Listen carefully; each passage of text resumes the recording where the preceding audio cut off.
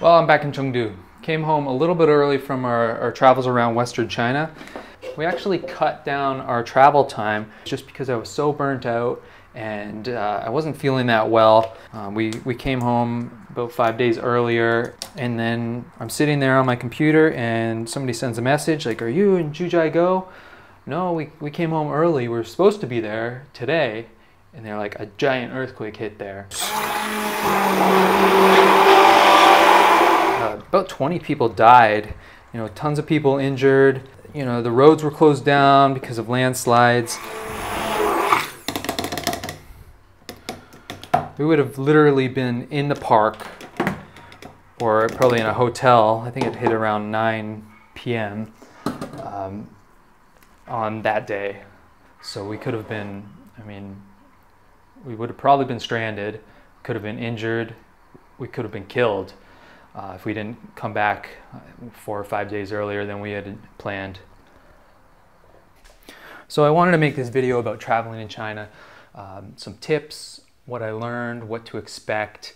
I was traveling for 47 days in total along the Yangtze from Chengdu to Shanghai, and then flew to Gansu, traveled around there, in Qinghai province as well.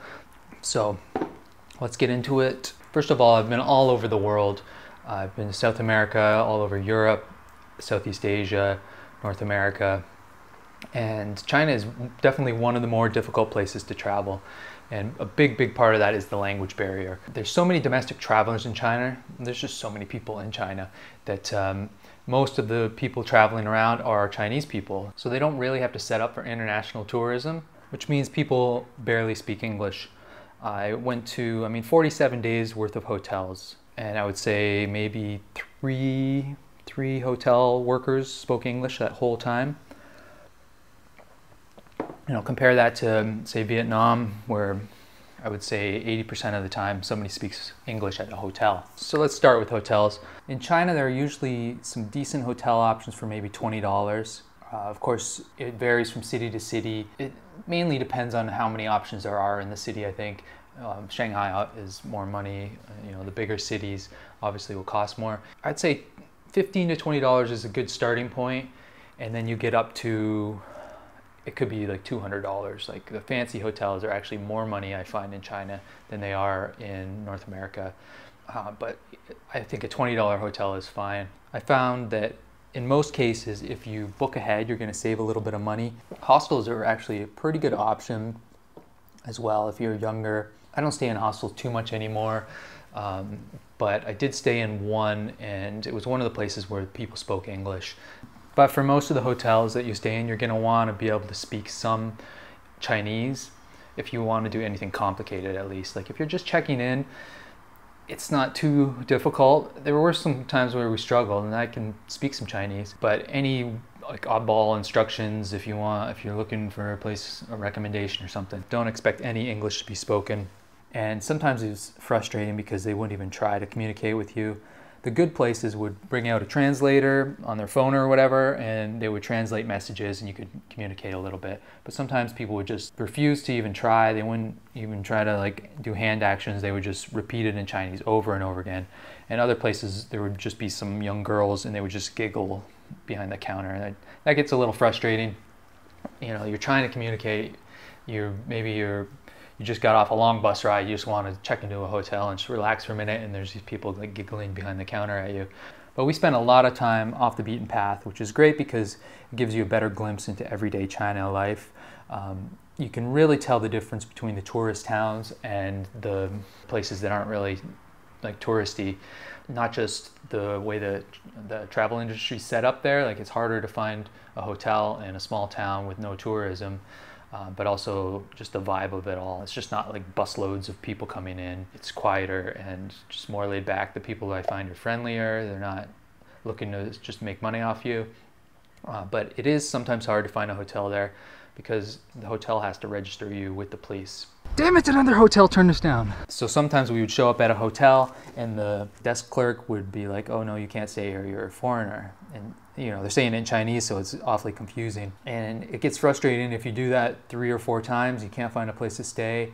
Sometimes we would try to book ahead, but there would be no options on sea trips. We can't find any hotels that are on an English site, so you don't really know if you're going to be able to stay at these places. In Gueda, I kind of documented this a little bit in a video. Basically, we went to a hotel. They said, no, we can't do it. Our computers are down. Okay. So we leave, we go to another hotel. They say, oh, it's dirty. The rooms are dirty. You got to go stay somewhere else. Place after place is saying no. And I read afterwards that a lot of times it's because they have these computer systems that hooked up to the police stations. They have it, it's available, but maybe the person who's working at that time doesn't know how to use it, so they make up an excuse and you have to go somewhere else. If you are struggling to find a place, you can usually rely on the places that are called international hotels, but often those places are more expensive, bigger, fancier places. Airbnb is also available in China, and it's a pretty good option. We actually stayed in a place in Shanghai. It was in this old building, and it's an apartment on the top floor with it had like a little rooftop patio, and it was really beautiful. But the other apartments in the building, as you walk up, you can kind of see a glimpse into people's lives because they would leave their doors open just because it was hot and they wanted air circulation. There was this one old lady, she was probably like 80 or 90 years old, and she would always be sitting in her chair in front of the TV, like surrounded by junk and garbage, and her apartments kind of smelled, but it was interesting because we probably walked by her door 20 times. It was always open, and there she was sitting in her chair, and it was a glimpse into a life that I would never get if I would have stayed in a hotel. Like, this is one of the only possibilities of me seeing like a 90-year-old lady and how she lives in China.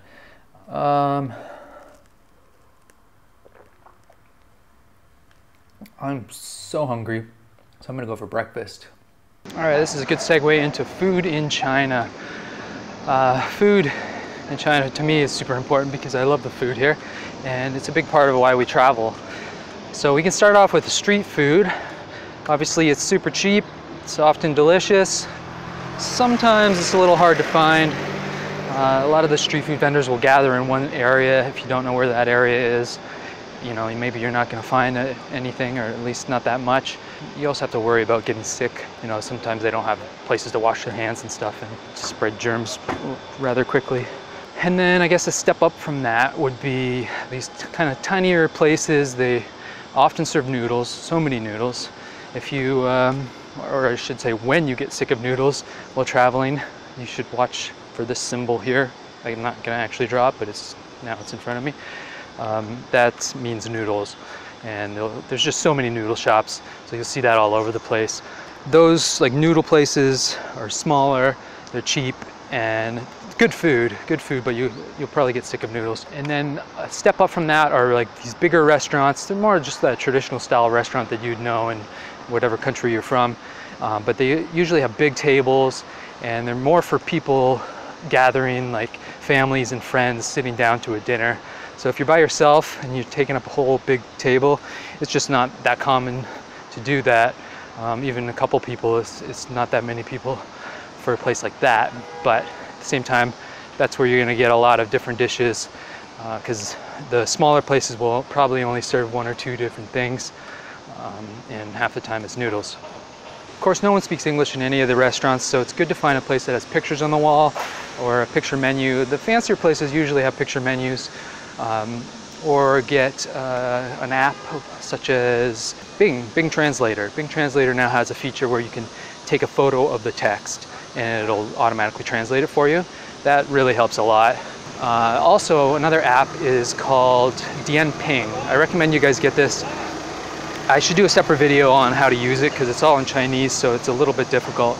But you can, basically it's like the Yelp, I guess, of China. And you can do a proximity search, find a restaurant close to you, and then look through the photos and find a place that you want to eat at. Find a dish you want to eat even, and then to order you can just show the picture to the people in the restaurant.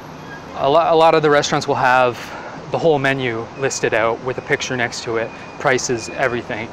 So you can order ahead of time and you show up to the restaurant and just show them what you want. That helps a lot if you don't speak any Chinese. It's worth it to do some research in the areas that you go, because a lot of the dishes are very regional. They, you know, China has 1,000 million different types of food. It would take you years to eat it all, but one region will pretty much stick to a certain dish or a few different dishes. Like, you know, all these restaurants in here, they're going to serve the same thing. So there's not a lot of variety if you're in, especially if you're in like a small town. But if it's worth it to do the research, figure out what they have in the area, and then when you walk into a restaurant, if you know the name of it, you can probably just say it, and there's a really good chance that they'll have it. Great breakfast. First of all, the hotel breakfast, skip it, it's terrible, it's awful. I would go for baozi. That's what I usually eat. These steam trays here are a good way to recognize whether they have baozi. Baozi? 没有包子了， No. 卖完了。 Oh, no to baozi, I'm late. Man, you guys take so much time from me, and now I'm missing out on my breakfast. Such jerks. 你有包子吗? No. Okay, they got some. You're forgiven. Let's go roll. This one's wu good. 6个嘛，1块5两个。6? Okay. 带走啊，打包。大包。 6个4块5。已经付了哈。啊。这儿啊。有什么包子？包子有香肉、豆沙、芽菜。带走吗？3块5。谢谢你啊。 All right. I think that's about it for food, other than you watching me eat baozis. Okay, the last thing I want to talk about is transportation in China. It kicks ass. China's got it figured out. They have more high-speed trains than all the other countries in the world combined. We actually got the chance to ride the Maglev Train. It's, I guess it's called Maglev because it's magnetic and it levitates. It actually rides a couple inches off the tracks, and it goes super fast right through Shanghai. It's so cool. It's just an experience I've never had before, just traveling and like kind of floating on air. You know, turn corners, you could feel it. I don't know, it's really trippy. So if you get a chance to do that, I would do that. It's a little expensive, but we took it to the airport, saved a bunch of time, and it was really neat. But once you're off the train lines, things get a bit more difficult. We were in tourist towns where they would have tons of hotels, even like Western-owned coffee shops would be in this town, and there would be no transportation out other than a private car, maybe a few buses going somewhere, but even then it was difficult. They weren't going in any places we would want to go. And that's because most people in China, they travel through tours. They'll start in a city, the bus will take them there, they'll take them here, they'll take them there, and back to the city. The locals and people like us who want to travel independently, it's a lot harder to find a way to get from one town to another. This is just in certain smaller areas, like up on the mountain. But we would basically just hire a car. Sometimes that could be cheap, sometimes it'd be more money, if you're kind of expensive. You know, they have vans that they'll take like 6 or 7 people. The problem is you got to find the people who are going to the same place as you. Actually, the main way that Chinese people are doing this nowadays is through an app like Uber. And they have Didi here, and basically what they do is order a car. They even just say where they want to go if it's long distance, and then a guy will reply and say, I can do it for this much, and he'll try to get a bunch of people. And it's easier, and you can get it for really cheap. We took about a 7 or 8 hour ride from in the mountains all the way back to Chengdu, and it ended up costing us about 400 RMB, I believe it was, which is 60 bucks maybe. It was a private car for just the two of us. Now if we would have been on the app, we might have been able to share the ride if more people were going that way, and it would have been even cheaper. But other times we would go and try to book a thing, and the guys would clearly be trying to rip us off. Not a bad idea to kind of walk away from the first one and go try another one and just compare the prices a little bit. I'm sure we got ripped off a few times. Most places we traveled to, we went to by bus, which wasn't too bad, but it is hard to find information that's accurate.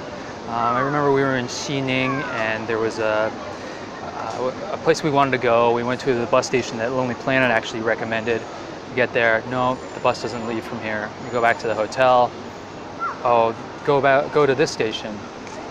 Okay, so they write it down for us, and the next day we go head out and give it to the taxi driver. He says, no, no, no, if you're going there, you don't want that station, you want this one. He took us to the right station. But, you know, Lonely Planet was wrong, and the hotel was wrong. Maybe the taxi drivers are the best people to ask. I don't know. We did meet some taxi drivers that didn't really have any idea where places were, big hotels were in the town and stuff, so maybe they're not. But you could try ChinaBusGuide.com. Type in where you're starting, where you're going, and they'll give you times and stuff, but it's not great. It's not always accurate. If you're off the beaten path, it might be different. Some buses that we took were just like, you show up, you get on the bus, and when it's full, they leave. Sometimes we had to wait like an hour. For buses, we bought our tickets usually on the day, and it wasn't a problem at all. For trains, you definitely want to book ahead though, at least a day ahead. I think that's it. Stay tuned, subscribe, comment. I'm going to be doing a video about these bikes sharing, bicycle sharing, just blowing up in China. It's absolutely insane. It's pretty cool actually. Make sure you guys stay tuned for that, and some food videos coming up as well. Yeah, exciting stuff. We'll see you in the next one. Peace.